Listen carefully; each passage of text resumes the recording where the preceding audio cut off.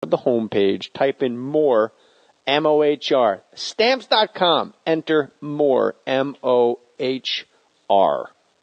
And then they did Unhappily Ever After, which was his other show. Not Ted McGinley's other show. Shit. Who created Unhappily? Who created... Ron Levitt. There you go. Ron Levitt created the show. They created a network. Good. Smart man. Thank you. Matt Groening and Ron Levitt created... Groening of future... Simpsons fame. No. Yeah. We have a guy named Sam Simon on our staff, right? He wrote for The Simpsons. One episode. Oh, really? Made $400 million, yeah. Wait. He was on the creative team for it, yeah. That created it. So he got it created by... Yeah. That really is, for you showbiz neophytes out there, if you want to do anything, you got to get it created by credit. Yeah. I got one on Last Comic Standing. Oh, really? Yeah. That's your show? Yeah. That's a brilliant show, dude. Well, somebody should pick it up. FX. I'll talk to Alki David, the crazy billionaire from Filmon. Mm-hmm. Who's a friend of mine. I'm going to be in business with them, doing commercials and stuff. That could be a home for it.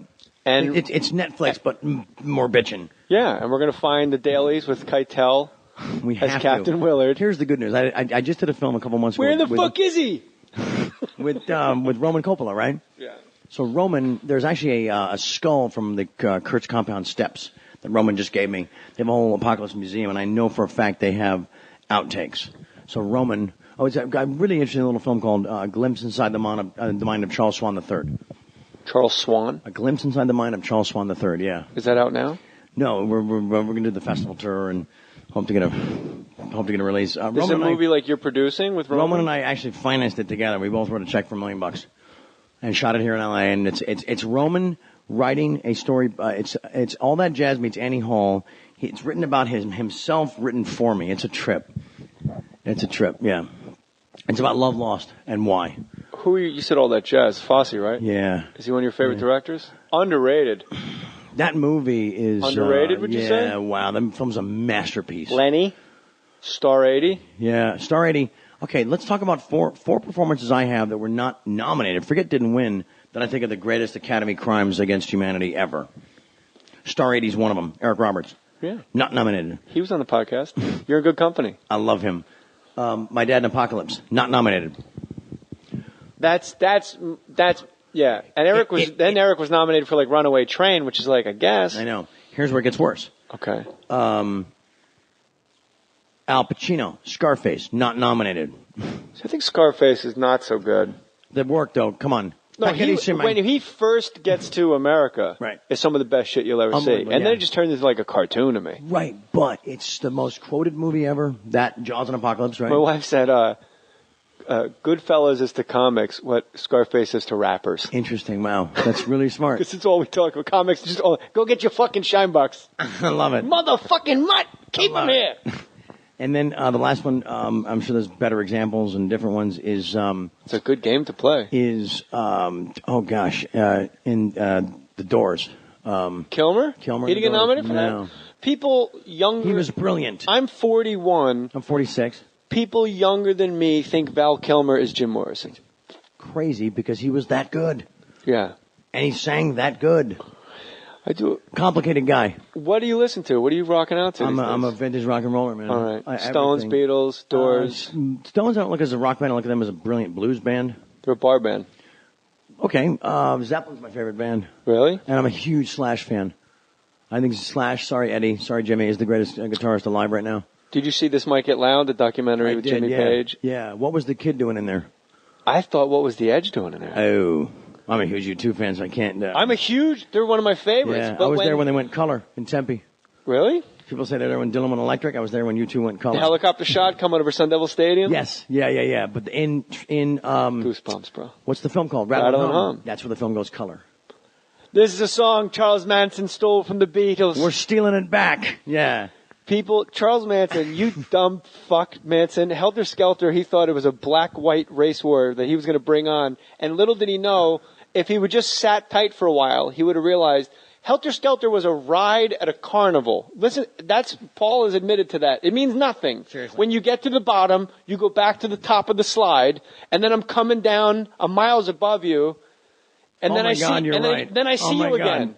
Because I went down the I see you fucking again. Helter Skelter. Wow. And by the way, the most punk thing of its time is that opening, that opening guitar of Helter Skelter. It's so good. The Beatles somehow underrated. I know people right now listening going, how the fuck could the Beatles be underrated? Just go back and listen to all of it.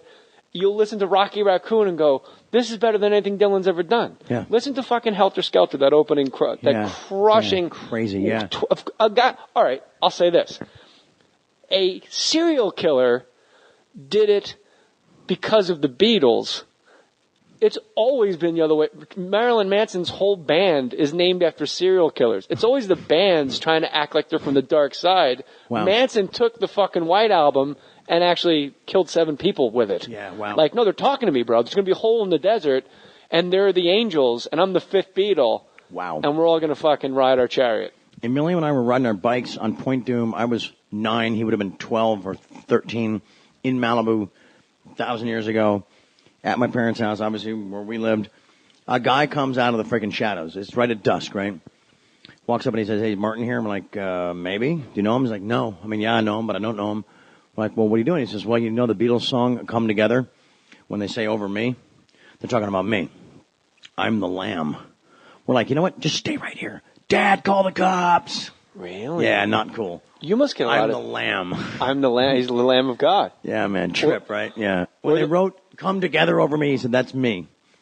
I'm me. Yeah, and I'm like, so I'm the that's lamb. you. Or is he the lamb in Gypsy? Who the hell knows? How old I am. Fucking ridiculous scene in a play. Thinking, well, for such an important guy, why did you walk here wearing that, you know? I don't know whose bit it is, but it's not mine. But they go, people in LSD always, well, they don't really, but they die because the bit goes, they die because they always want to try to fly. How come they never try from the ground? Well, you have to go to the top of a building. Why don't you fucking take, it's not mine. I forget whose it is. I love that. What's harder, comedy or drama? For you? Drama. I grew up on sitcoms, man. I have that whole timing rhythm thing in These my are all brain. questions from my wife. That's why I was checking my phone. She's like, ask him this. Yeah. But I'll tell you what. Comedy's easy for me. Because it's either right or wrong. Thank you. And if you have a sense of timing and There's rhythm. no gray area. None. It's either funny or it's not. If I have to come to you and do a dramatic scene, I can go, look, or I can go, look. Yeah. There's no, however, I could cry, I can laugh, you Right. can think I'm crazy. Right. That's It's so really fun. difficult, You're the first actor to just go, no, comedy's easy. A lot easier, yeah. Yeah. Because it's either right or wrong. And you don't go home having just exhumed a dear loved one that you cried over, feeling like shit because they're not there anymore, you know? I don't know how you get to emotional moments, but I have to use something that happened in my life. You do? Yeah, I I can't. tried that in Suicide Kings. Great and movie. It was so, thank you. Great it movie. was so terrible for me because I realized I'm not talking to anyone. I'm just thinking of some sad shit. I'm thinking about my grandfather just died. This is ridiculous. I know. But I heard your father thought of his parents. What was the did. big crying scene that he did? It was in a movie that it was a miniseries called Blind Ambition. He played John Dane in the whole Watergate thing, you know? Yeah, yeah. And he tells a really, really, really touching story that he wrote his dad's name just off frame when he's in a prison cell waiting to be arraigned or bailed out or something. And it was just off camera, but he positioned it in a way where the camera still had the best angle on him. And he just looked at it and just said, just roll. I'll tell you when I'm done. And it was on. Wow. His dad made cash registers for 55 years in Dayton, Ohio at the NCR, National Cash Register Company. I have one in my bar in there. Is your grandfather? Yeah. Were you close with your grandparents? I was close with my grandma. I never knew my grandpa on my mom's side because she was the victim. The product of a rape. My mom was. Didn't know the dad, so I don't know anything about hair Your loss. mother, Yes. Martin Sheen's wife. Yes, Janet Templeton. Yeah. Janet Sheen. Yeah. Is a rape baby her mom was from raped. rape. Yeah. Holy shit. And the guy was still around town, and they were kind of like, was it this guy? Was it that guy? And I'm like, find out. I want to know about my hair loss. I don't have hair loss, but they say you got to look at your mother's. You got the best hair in the business, you Thank prick. you. But they say you got to look at your mom's dad, you know. Backstage at the Tonight Show, Charlie Sheen comes into my dressing room, looks at my wife, goes, hey, have you ever used what is that, waterless shampoo, dry shampoo? Have you ever used that? Right. Have you used dry shampoo? And my wife goes, yeah, I use it all the time. Goes, is it good? What is that shit? Like, apparently you didn't think to shower before the Tonight Show. You're like, what are you, dry shampoo? And it's called PSSSSST. It's actually called, and my wife goes, yeah, it's called Psst. And you were very funny, where we both thought, like, is he fucking high? You go, no. My wife goes, yeah, psst, and you go, oh, we're all standing here. You don't have to whisper. And my wife looked at each other for a second and went, oh shit, he's fucking funny. Thank you. Charlie's funny. Thank you. I'm so funny because I just, like you, I don't take it all too seriously, man. You can't. We're in a business that creates fiction. How do you take fiction that seriously? You know? play make-believe for a living. Yeah, How often do you talk to your dad about acting? Oh, gosh. I'll talk to him about moments he's had in movies, and I'll ask him how he got there or what was going on before that and how he felt about it afterwards. I'm usually talking about sort of the surrounding experience than the actual moment, you know, because I'm curious about how a guy, what part of his brain he turns off and what part of his brain he turns on. Right. You know what I mean? And but you don't go to him with a particular part in a script and go, what's your oh, you do? Did a film called The Chase. It's kind of a disaster. Adam Rifkin, brilliant guy, dear friend of mine, wrote it and directed it, and I knew I was going to be stuck in a car the whole movie until the beginning and the end. I said to Dad, there's not a lot of choices physically, head-wise, blah, blah, whatever, in a car. Look left, look right. Yeah. I said, what would you do? And he says, well, kind of on your own there, kid. You're kind of on your own there, kid. I didn't take the movie, son. You did. You're the one that said, I'll do The Chase. He told me not to do Platoon. Well, I'm glad you did. Yeah, me too. Thank you. So's everybody else. Oh, thank you. But people try to compare Platoon to Apocalypse. I just got to go on the record again and remind everybody, Platoon is good. It's boots on the ground. Boots on the ground. Apocalypse is, I think, the greatest film ever made. It's way up there. Yeah. And it's Vietnam from the inside out, from the soul going outwards. Yeah. It's a guy's journey. Everything is layered in quadruple entendre. The journey up the river is his own journey with himself. Do you know I'd seen the movie 100 times before I knew frickin' Fred Forrest's character name was Hicks? No. You see it for 1 second on his uniform? 1 second. I never caught it before. That just happened to me watching Stripes, another war movie. Dude, when they're coming back after that first day singing. Lee Harvey. Right. You are it says Oswald on it. Oh, God. Is that, Bill Murray when he goes, Lee. Right, but who's Oswald? He has no lines. It's just some kid with a crew cut, like some Okie, and he goes, Lee Harvey, you are a madman. Yeah. And I wonder why I called him Lee Harvey. And it was like literally last month I go, fucking Oswald. Wow, Trip. Oswald. Yeah. Trip. Are you a conspiracy guy? Big time, yeah. Do you think that was really a dog in Cujo? Or do you think there was a guy in the suit? I don't know if we should really even talk about that on the air, All right, yeah. Do you think we landed on the moon? Do you think we landed on the moon? You're not that crazy. I think we did. Yeah. And what a great achievement to go there in a craft with less technology on board than the iPhone. I like that like Gene Sternan's up there hitting fucking golf balls. Yeah. Like, hold on, I'll come in a minute. My favorite guy, though, when people say, oh, I've been lonely lately, I'm like, no, you haven't. Here's lonely. Captain Collins, right, stays in the ship when Armstrong and Buzz are on the moon, right? Yeah. He's in contact with Mission Control and the guys on the moon until he gets to the dark side of the moon. These are 2-hour orbits, right? He's on the dark side of the moon for 45 minutes, something smaller than this table in 1969, and he can't talk to anybody. And he does that like 25 times. That's lonely. I never knew that. That is lonely right there. You know, there's like a... Where do you go at that point? You just deep into your training, boot camp. Thank you. You realize, I've been broken down and built back up for a reason. One day you might be on the dark side of the moon. Exactly. And there's no fucking Roger Waters or David Gilmour saying, run, rabbit, run. Right. That shit ain't happening. No. It's just beep.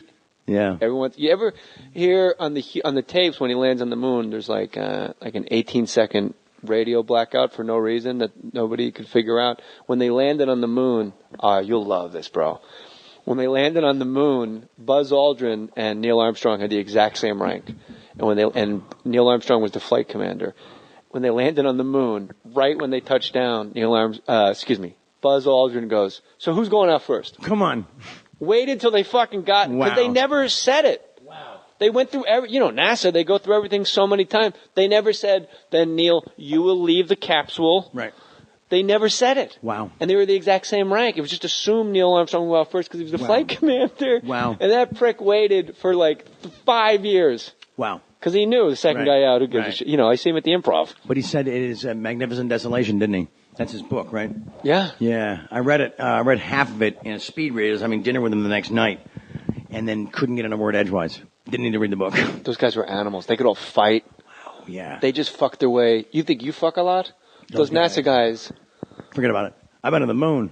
This guy makes movies. I've been to the moon. But even before they went I to the win. moon, I it win. was before that when Kennedy said we're going to put a man on the moon before the end of the century. Yeah. They were down in Cocoa Beach. We're going to the moon. You heard President Kennedy. I'm one of the 8 guys. Yeah, in the history of the On it, universe. honey. Yeah. Wow. Ooh, Wow. you want to surf? And then we'll go surf. And that's why they all hated John Glenn, because he was a born again. And he came, and then he got back to NASA, and he was like, yo, they're just surfing and fucking and drinking. Like, there's nothing going on. But there was nothing to do. Right. There was no program. They just made it around them. They didn't even build the Saturn rockets, had they? The homepage, type in Mohr, M-O-H-R. Stamps.com. Enter Mohr, M-O-H-R. And then they did Unhappily Ever After, which was his other show. Not Ted McGinley's other show. Shit. Who created Unhappily? Who created... I'll talk to Alki David, the crazy billionaire from Philmon. Mm-hmm. Who's a friend of mine. I'm going to be in business with them, doing commercials and stuff. That could be a home for it. And it's Netflix, but more bitchin'. Yeah, and we're going to find the dailies with Keitel as Captain Willard. Here's the good news. I just did a film a couple months ago. Where the fuck is he? With Roman Coppola, right? Yeah. So Roman, that created it. So he got it created by... Yeah. That really is for you showbiz neophytes out there. If you want to do anything, you got to get it created by credit. Yeah. I got one on Last Comic Standing. Oh, really? Yeah. That's your show? Yeah. That's a brilliant show, dude. Well, somebody should pick it up. FX. There's actually a skull from the Kurtz Compound Steps that Roman just gave me. They have a whole Apocalypse Museum, and I know for a fact they have outtakes. So Roman... Oh, it's a really interesting little film called A Glimpse Inside the Mind of Charles Swan III. Charles Swan? A Glimpse Inside the Mind of Charles Swan III, yeah. Is that out now? No, we're going to do the festival tour and hope to get a... But Ron Levitt. There you go. Ron Levitt created the show. They created a network. Good. Smart man. Thank you. Matt Groening and Ron Levitt created... Groening of future... Simpsons fame, no. Yeah. We have a guy named Sam Simon on our staff, right? He wrote for The Simpsons. One episode. Oh, really? Made $400 million, yeah. Wait. He was on the creative team for it, yeah.